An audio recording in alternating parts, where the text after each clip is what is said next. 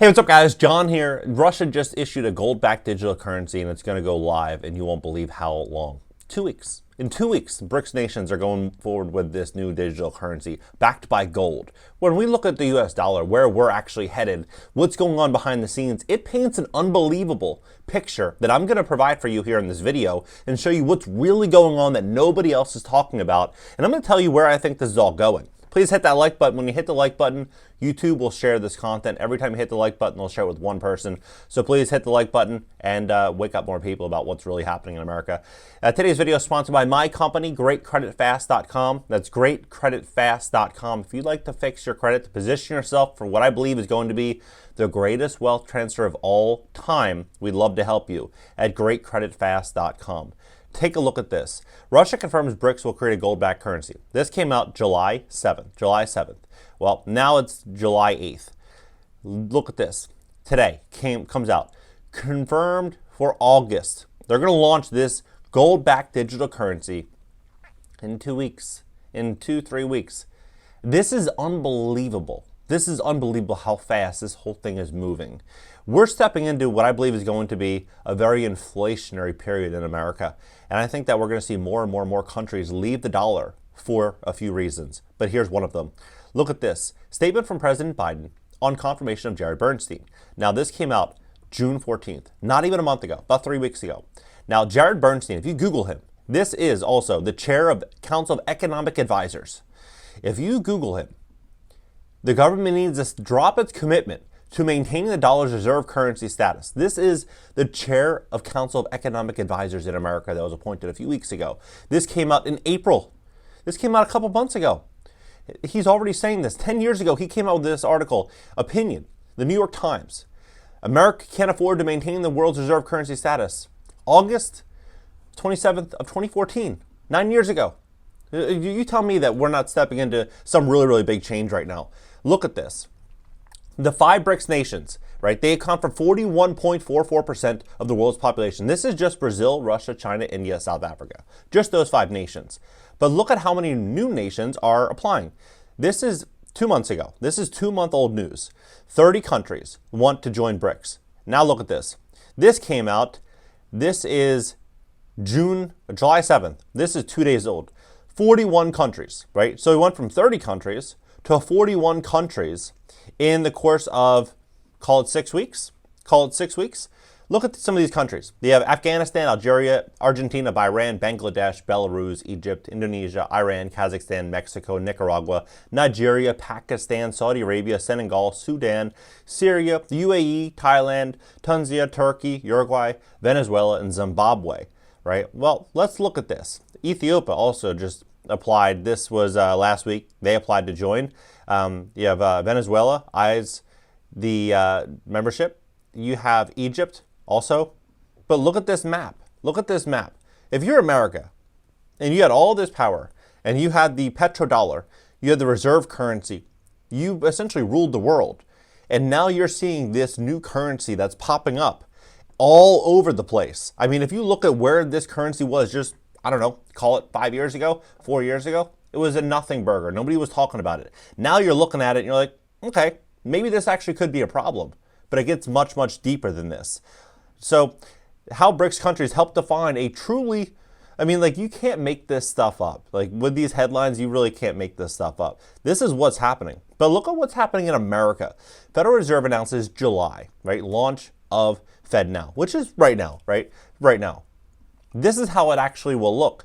So if you're sending money, let's say you want to send it to your aunt, you want to send it to a customer, you want to send it to your brother, sister, father, you send it from you to the bank, and before it would go from your bank to their bank and directly to them.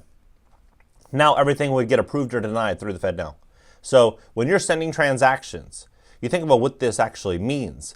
The amount of authority that is now issued to FedNow is absolutely incredible. It's absolutely unbelievable. And so what I believe is going to start to happen here is we're going to start to see a whole different type of world unfold very soon. Look at this.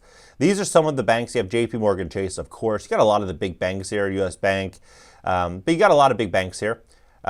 Look at this. So we're stepping into a very unique transition, not only for the dollar, Now, a lot of people might say, John, the dollar is never going to get dethroned. I see some of the comments. It's never going to get dethroned. You're crazy. We got the best military. We have this and that. If you're looking at our military and then you're scrolling up and you're looking at what's going on here, that alliance that's being built in between these countries is something that should be considered, because this alliance is a really, really, really big problem for America. It's a really big problem for America. If those countries wanted to gang up on us, we wouldn't have many options, right? It would be messy. It would be nasty. And I think our military, it's great. It's incredible. But when you have 60, 70% of the world's population working together in an alliance, it's something that will definitely be respected. Look at this. So when we're looking at this situation, this $4 trillion a year investment into renewables, this is $4 trillion a year from now until 2030, right? So you're talking 6 years, right? Another, call it $20 trillion that would be put into this. I mean, $24 trillion that would be put in on top of our national debt. What countries are going to want to fund that? What countries are going to want to fund our clean energy transition, right? Where are they going to get the money? That's the big question. And it's something that we all need to answer, because when they say that they want to combat inflation, they want to bring inflation down to 2%, my question is how? How is that going to happen? We're just increasing interest rates, but the cost of energy is going to continue to rise. And they're talking about doing things such as shipping taxes, right? This shipping tax could yield a $100 billion climate windfall. I mean, look at this. New climate taxes may be closer than you think. This is Time Magazine. This came out, this came out this year, February 6th, right? They're moving forward to this environment to where there might be carbon taxes on products and services, things that are purchased from China overseas being shipped in. All of our costs are going to continue to rise. And if we cannot maintain the dollar's reserve currency status, what ultimately happens? It's plain and simple. These countries aren't going to buy our debt. They're not going to do their big deals inside of our dollar's reserve currency. And so the cost to borrow money is going to continue to rise. Our dollar's purchasing power will continue to diminish. The middle class will continue to get hit harder than ever. So when they tell you, hey, we're going to combat inflation, I would just advise you to reconsider that. I would think that more likely than not, inflation is going to continue to get worse. So I wouldn't buy into the hype and this fairy tale that inflation is going to be transitory. They told us that 2 years ago. How's that working out so far, right? The world's getting harder. The world's getting more expensive. And I believe that we're going to see more and more countries pull away from the dollar, and they're not going to be able to fund this green energy transition as easily as they thought. And so what are they going to do? They're going to tax the hell out of us. That's what they're going to do. Increase taxes and print money. And so when we look at what these other countries are, I mean, look at India, look at China, look at Venezuela. I mean, they're basically the periodic table. They have so much resources. They have so much value that they can supply to one another that it's going to allow them to produce products and services for a much lower price point. It's going to push so many American companies overseas. We're going to see so much opportunity that was only exclusively in America for the longest time, where all of these countries would send people, hardworking, ambitious people, to create a better life. They're going to start considering other options. And these companies, they're going to do the same exact thing. That's what we're going to witness here, I believe, in America. I believe America is going to go through a very, very big transition over the next coming couple of years. And I think it's going to be to the likes in which many people can't even comprehend. But look at a couple really big whales. Look at Warren Buffett. What is he doing? Investing heavily in Japanese stocks. Look at Ken Griffin. What is he doing? Investing, CEO of Citadel.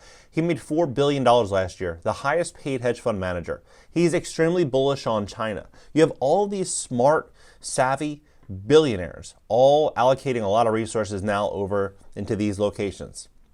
It's something to consider.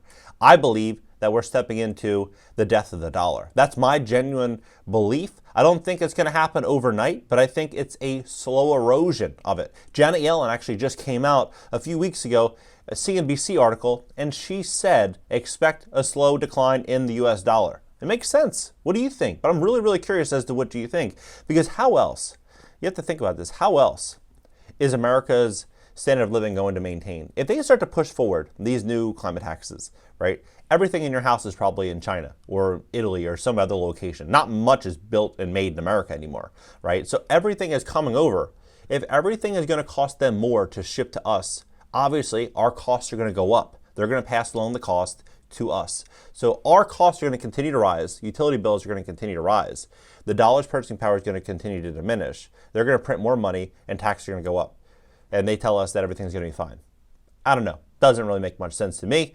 But I'm just a business guy. I'm curious, what do you think? Where do you see all this going? Do you think that we're stepping into a big problem? Do you think that this is going to continue to grow and more countries are going to continue to cooperate with one another and we're going to witness a very, very big problem for the US dollar? Drop it below, hit the like button, add me on IG for short form content you won't get anywhere else. And if you know how to fix your credit, we'd love to help you at greatcreditfast.com. That's greatcreditfast.com. Catch you guys in the next video.